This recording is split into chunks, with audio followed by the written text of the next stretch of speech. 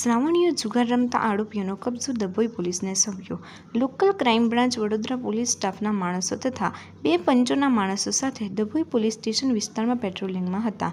તે દરમિયાન બાતમી હકીકત મળી હતી કે ડભોઈ તાલુકાના કુંવરવાડા ગામ નવીનગરી ખાતે રહેતા રમેશભાઈ ભીખાભાઈ બાડિયાના ઘરની પાછળ આવેલ ખુલ્લી જગ્યામાં કેટલાક ઈસમો પટ્ટાપાના વડે પોતાના આર્થિક ફાયદા સારું રૂપિયા વડે હાર જીતનો જુગાર રમાડે છે।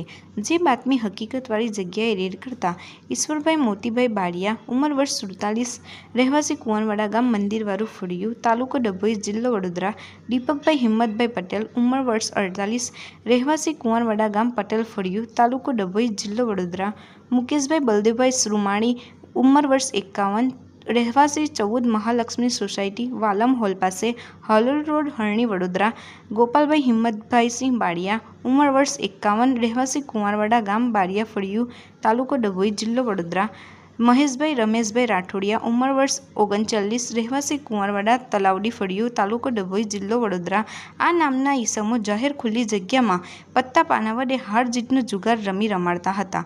કુલ મળીને ₹84,850ના મુદ્દામાલ સાથે પકડાઈ જઈ ગુન્હો કરેલ હોય, જેથી જુગાર ધારા કલમ 12 મુજબ એએસઆઈ ભૂપતભાઈ વિરમભાઈ ફરિયાદ દાખલ કરી આગળની કાર્યવાહી હાથ ધરી હતી। રિપોર્ટર ફઝલ રઝાક ખત્રી, ગુજરાત અદ્ભુત ન્યૂઝ ગુજરાતી।